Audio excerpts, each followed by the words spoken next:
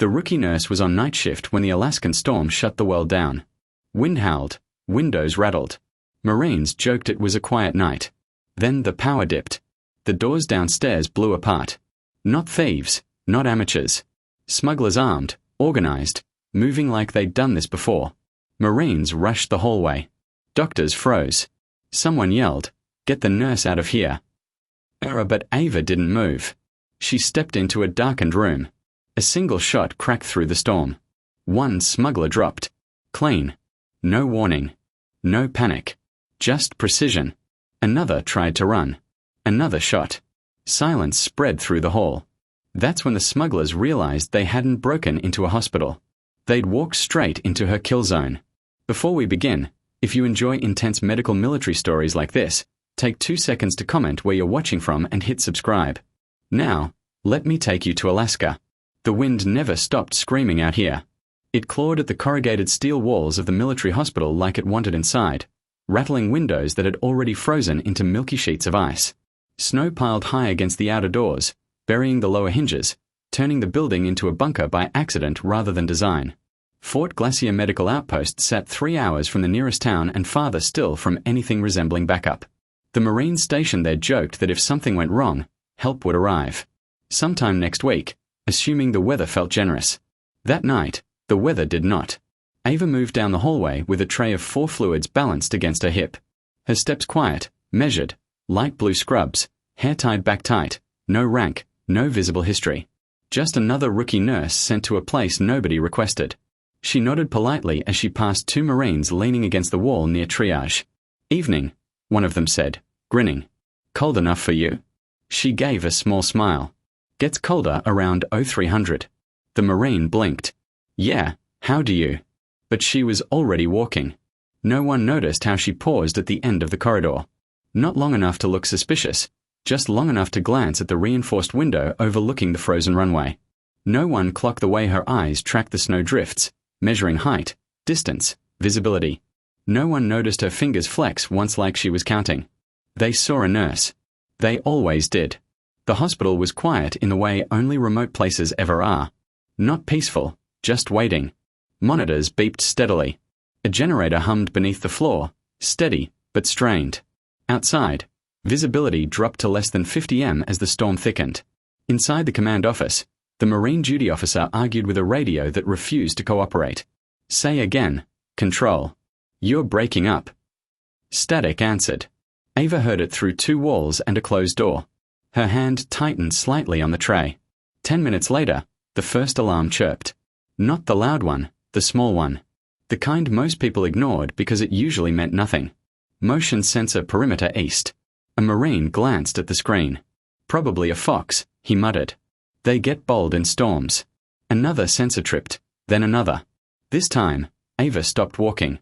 She turned slowly, eyes lifting toward the ceiling as if listening for something deeper than sound. Power flicker. A corpsman asked nearby. Right on cue. The lights dimmed for half a second, not out, just enough to test reactions. Ava set the tray down far outside, buried beneath snow and static, something metal scraped against ice. The smugglers had planned it carefully. They'd watched the hospital for weeks, learned the storm cycles, counted patrol rotations. They knew Marines trusted weather the way cities trusted locks. Nobody moved in conditions like this unless they were desperate or stupid. They came low, dressed in white over dark gear, faces masked, boots wrapped to muffle sound. Not insurgents, not amateurs, smugglers who moved weapons and people through frozen corridors. No satellite liked to watch. Their intel said the hospital held more than patients that night. They were right. Inside, Marines were still debating whether to call in a routine weather report when the exterior floodlights died completely. Darkness pressed against the windows. Ava exhaled once. Someone shouted from security, "We just lost perimeter cams." The first gunshot didn't echo. The storm swallowed it whole. A Marine near the door stiffened, brow furrowing. "Did you hear?" The second shot dropped him mid-sentence. He fell hard, helmet clattering against tile. Blood spreading too fast to be anything but catastrophic. Chaos exploded. Contact. Contact. Marines scrambled for cover. Rifles coming up. Boots slipping on polished floors. Someone dragged the wounded Marine back behind a gurney. Hands shaking. voice breaking as he called for a medic. Ava was already gone. She moved through a maintenance corridor most of the staff didn't even know existed, fingers brushing the wall to orient in near darkness. Her breathing slowed as her world narrowed, not in fear, but focus. This place again, she thought. Different building, same math. Outside, the smugglers advanced, confident now. They'd neutralized the outer watch without resistance. Marines were loud, reactive, predictable. They never saw her. From an upper window, partially iced over, Ava lay prone. Scrubs replaced by cold-weather gear pulled from a hidden locker she'd memorized weeks ago. The rifle came together in practiced silence. Each motion economical muscle memory untouched by time or guilt. She checked wind drift. Minimal but erratic. Snowfall dense, visibility poor. Good. The lead smuggler stepped into the open, signaling his team forward. Ava adjusted her aim 2 centimeters left. She squeezed. The shot cracked like a branch snapping. The smuggler dropped face first into the snow, lifeless before his brain could process sound. Inside the hospital, Marines froze. What the hell was that?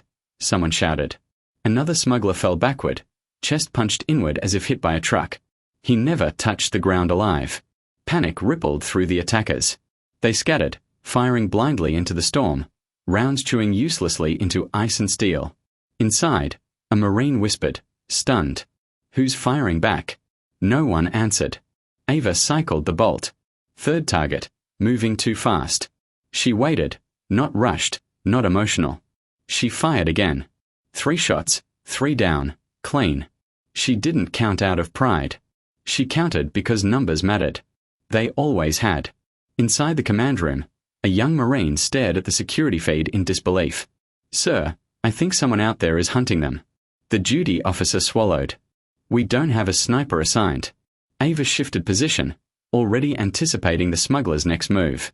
They changed tactics now. Go inside. Force close quarters. They always did. She abandoned the window and disappeared into the stairwell before anyone could even think to look for her. As Marines regrouped, dragging wounded to cover and shouting orders over the storm, a single thought spread through the room, quiet, unsettling, impossible to ignore. Someone here knows exactly what they're doing. And as the smugglers breached the outer door, unaware they were already down 3 men. Ava chambered another round and whispered to herself, calm as ever, don't make me do this the hard way. The next shot came from inside the building. The first smuggler through the door never saw it coming.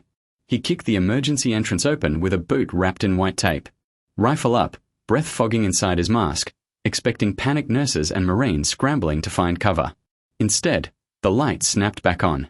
Not fully, just enough. Ava stood at the end of the corridor, calm as a held breath. Rifle already shouldered. He fired first. He missed. She didn't. The shot was deafening indoors. A thunderclap that rattled ceiling panels and sent a shock wave down the hall. The smuggler collapsed backward, rifle skidding across the tile. His partner behind him froze, not from fear, but confusion. This wasn't how the playbook went. Inside the hospital, Marines pushed wounded back behind. Overturned gurneys and steel carts. Weapons trained on doorways. Someone shouted for a medic. Someone else shouted for a count.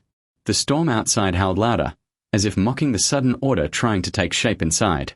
Ava moved, not running, sliding, stepping, vanishing between cover points she'd memorized weeks ago under the excuse of learning the building. She dropped the rifle behind a column, switched to her sidearm without looking, and took a knee. 2 smugglers rushed the corridor together, stacking tight, professional. She waited until the first crossed the red line in her head. 2 shots, 1 breath. Both went down. The Marines stared. Who the hell is that? One whispered. Another shook his head. That's not one of ours. Ava didn't hear them. She was already listening for something else. The change in rhythm. The smugglers had stopped charging. They were thinking now. That was dangerous. Up on the 2nd floor, glass shattered as a flashbang rolled across the nurse's station. The blast was blinding, concussive. A corpsman screamed as he hit the floor, hands over his ears. Ava flinched once, then forced herself forward through the haze. She passed a Marine crouched behind a cart, eyes wide. He looked up at her scrubs, now dusted with soot, and blurted, you need to get back. She pressed a finger to her lips. He obeyed without knowing why.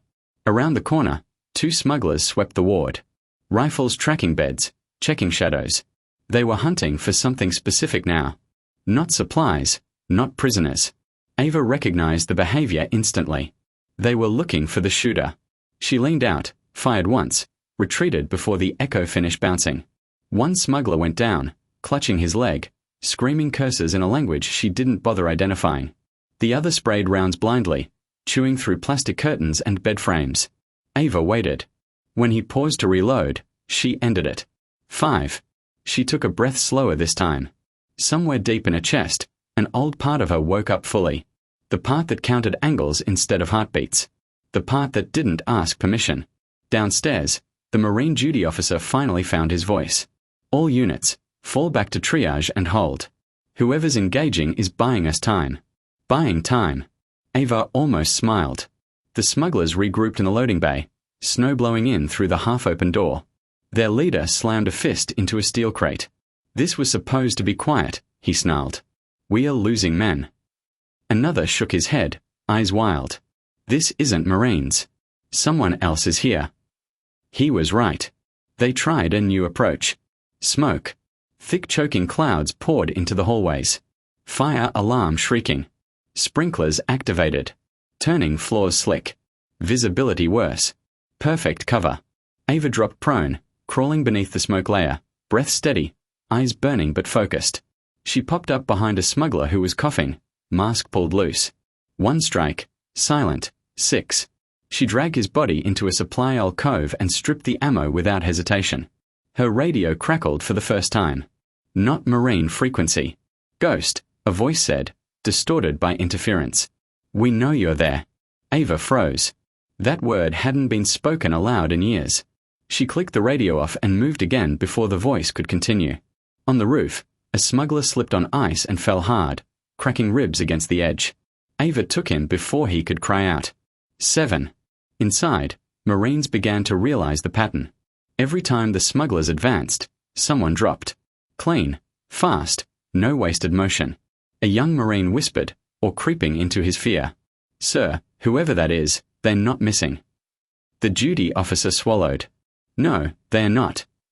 The smugglers made their last mistake when they split up. 2 pushed toward the generator room, thinking to kill the lights permanently. 3 went for triage, desperate, angry, reckless. Ava chose triage. She came down the stairwell behind them, stepped silent, water dripping from her sleeves. One smuggler turned too late, eyes widening as he registered her stance. Not medical. Not civilian. He didn't get a shot off. 8. The last 2 tried to retreat. She didn't let them. 9. Silence crashed into the building, heavy and unreal, broken only by alarms and distant wind. Ava stood still, chest rising and falling, counting. 9 neutralized inside, 3 outside earlier. 12. That number followed her like a shadow. She holstered her weapon and stepped back into the light.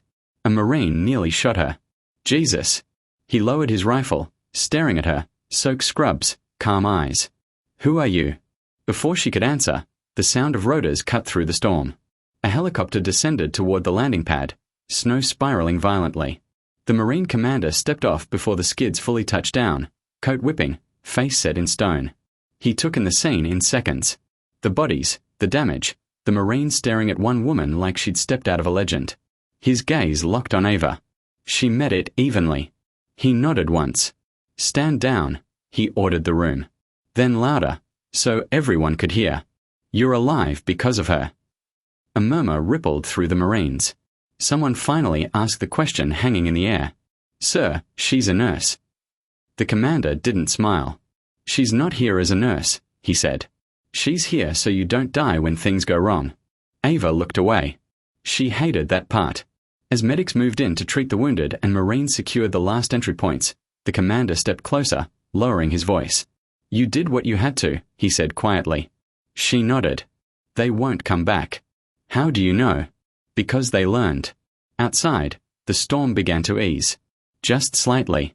Ava leaned against the wall, adrenaline finally draining, hands trembling now that no one was watching. She closed her eyes for a brief second and saw other corridors, other snowless nights, other numbers she'd never forget. When she opened them again, a young Marine was standing in front of her, helmet under his arm. He said, hesitant. I thought nurses were supposed to save lives. She met his gaze, voice gentle but unyielding. So did I. By morning, the hospital smelled like disinfectant and burnt wiring. Snow still pressed against the windows. But inside, everything felt exposed. Lights too bright, voices too quiet, every step echoing like the building itself was listening. Marine secured hallways with fresh rotations, boots squeaking on wet tile. The smugglers' bodies were gone. Zipped and moved before sunrise, leaving only bullet scars and blood-darkened grout to prove anything had happened at all. Ava washed her hands for a long time, not because they were dirty, because they were shaking. She stood alone at the sink, sleeves rolled, pale blue scrubs damp at the cuffs, staring at the steady stream of water as if it could rinse years off her skin. Every time she closed her eyes, she saw muzzle flashes where force stands should be. Heard wind where there should have been heart monitors. Counted again without meaning to. 12. She pressed her palms flat on the counter and breathed until the numbers faded. Behind her, someone cleared their throat. Ava didn't turn. She knew who it was by the weight of the silence he carried. The Marine commander stepped into view beside her reflection. No helmet now, no coat. Just a man who'd spent the night watching young soldiers almost die and a woman make sure they didn't. You should be resting, he said. So should your men. He didn't argue. Outside the trauma wing, a cluster of Marines sat on the floor, backs against the wall, helmets in their laps. One had his arm wrapped. Another stared at nothing, jaw locked tight. When Ava passed them, conversation stopped. Not out of fear, out of something closer to reverence and confusion. A corporal finally broke it. She paused. Were you always a nurse? Ava met his eyes. She didn't lie. She just didn't tell him everything. No, she said. I learned medicine somewhere else first. He nodded like that answered more than it should have. In the command room, the commander laid out maps on a folding table. Red marks showed the smugglers' approach routes. Blue showed where Ava had moved. Every Marine in the room noticed the same thing. Her paths weren't random. They were anticipatory. You predicted their split. The commander said, tapping the map. You knew when they'd panic, when they'd push too hard. Ava leaned against the wall, arms folded loosely. They weren't here for supplies. No, he agreed. They were here for leverage. He looked at her. Really looked this time. And you knew that before the first shot. She didn't answer right away. Another Marine, older voice rough from smoke, spoke up. Smugglers don't move like that unless they've trained against military units. They did, Ava said. Just not yours. The room went still. Who then? Someone asked. Ava's gaze drifted to the window. Wines where snow blew sideways across the landing pad. People who learn by losing, she said quietly. Same as me. That earned silence. The heavy kind. Hours later, when the hospital finally settled into something resembling routine, Ava found herself back on the night ward. Same beds, same machines, different air. She checked a monitor, adjusted a drip, spoke softly to a Marine with a cracked rib who flinched every time the door opened. You're safe, she told him. He nodded but didn't quite believe it. Ava knew the feeling. A young nurse, fresh, nervous, eyes too bright, hovered near the desk, clearly working up courage. They're saying things about you, she blurted. Ava raised an eyebrow. Good things, the nurse rushed on. Scary things. They think you're some kind of please don't finish that sentence, Ava said gently. And the nurse flushed. I just wanted to say thank you. Ava smiled small and tired. You don't thank people for doing their job. The nurse hesitated. Was that your job? Ava didn't answer. She signed a chart and moved on. By late afternoon, word had spread beyond the hospital. Not names, not details, just a story. Armed men, a storm. Marines alive who shouldn't be. Someone had already tried to take photos before being shut down hard. The commander found Ava in the supply room restocking gauze like nothing unusual had happened. There will be questions, he said. From above. I know. You don't have to stay. She tied off a box and slid it into place. Neither do you. A corner of his mouth twitched. Fair. He hesitated, then said, Your record, what little of it exists, suggests a different path than this. Ava met his eyes. People change paths when the old one cost too much. That night, sleep didn't come easily. Ava lay on the narrow cot in the on-call room, staring at the ceiling tiles, counting the tiny cracks she'd memorized weeks ago. Her body HDHD now that the adrenaline was gone. Old injuries sang quietly under her skin. When she finally drifted, it wasn't into rest, but memory. Sand instead of snow. Heat instead of cold. A younger version of herself lying prone, breath controlled, rifle steady. A voice in her ear counting down. A target stepping into the open. A choice made in less than a second. She woke with a gasp, heart racing, the echo of a shot that had happened years ago still ringing in her ears. The next morning, the commander handed her a mug of coffee. "Transport's coming," he said. "For the smugglers we captured and for reports." Ava wrapped her hands around the mug. "I won't be on it." "I know." He studied her face. "You could have been somewhere else. Warmer, safer." She took a sip. "This place needed me." "For how long?" he asked. She didn't answer. Outside, Marines formed up as a convoy arrived, tires crunching on packed snow. The commander stepped away to brief them, leaving Ava alone by the window again. A young Marine, the same corporal from before, approached quietly. Yes." He swallowed. "When they came in, when everything went bad, I froze. I thought that meant I wasn't cut out for this." Ava turned fully toward him. "Freezing doesn't mean failure." He frowned. "It doesn't?" "No," she said. "It means you're human. What matters is what you do next." He nodded slowly like she'd handed him something solid to stand on. As the convoy pulled away, the hospital returned to its usual rhythm. Machines beeping, snow falling, leaves quietly continuing. Ava signed off a shift, hung her stethoscope, and walked the long hall toward the exit. The commander waited there. "You weren't here as a nurse," he said again, softer this time. "You were here as a shield." Ava stopped beside him. "Shields crack," she said. "And when they do, someone has to patch them up." He watched her go, boots echoing, scrubs disappearing around the corner. He didn't stop her, but as the doors closed behind her and the wind rushed in, Ava felt it. That familiar pull in her chest, the sense that what happened here wasn't finished with her yet. Because somewhere beyond the snow and silence, people had noticed and the path she thought she'd outrun was already finding its way back. By the time the sun came up for the second day, the base felt like a place holding its breath. The storm had moved on, but the cold stayed sharp enough to cut through gloves. Snowbanks along the perimeter were marked with boot prints and tire tracks that hadn't been there 48 hours ago. Generators hummed steadily now, almost too calmly, like they were trying to pretend the night before hadn't happened. Ava stood outside the hospital entrance, collar pulled up, watching Marines rotate guard duty. New faces, tired eyes. The kind of exhaustion that came from realizing you were alive by inches. She should have left already. That was the plan. Slip out quietly. Another shift covered. Another place survived. Another chapter closed before it could dig in too deep. Instead, she was still there. A pair of Marines passed her and fell silent mid-con conversation. One nodded at her without smiling. The other hesitated, then straightened just a little more than necessary. Not a salute, not quite. Something in between. Ava pretended not to notice. Inside, the hospital was calmer, but not healed. Broken glass had been swept away, walls patched, blood scrubbed until it was just a memory in the grout. But the people moved differently now. Heads turning faster, voices lower, senses tuned sharp. She made her rounds like any other morning. Vitals, bandages, quiet reassurances.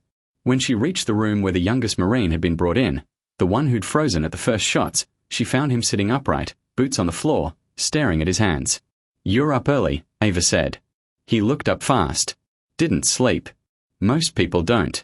"Oring after." He nodded. "Commander said you were shipping out." She adjusted the forerate. "He talks too much." The Marine hesitated. "They're saying you weren't supposed to be here." Ava met his eyes. "I was exactly where I needed to be." That seemed to settle something in him. He exhaled slowly like he'd been waiting to hear that. In the command office, the Marine commander studied a folder that looked thinner than it should have been. Half the pages were redacted. The rest read like summaries written by people who didn't want to know the details. Ava stood across from him, hands loose at her sides.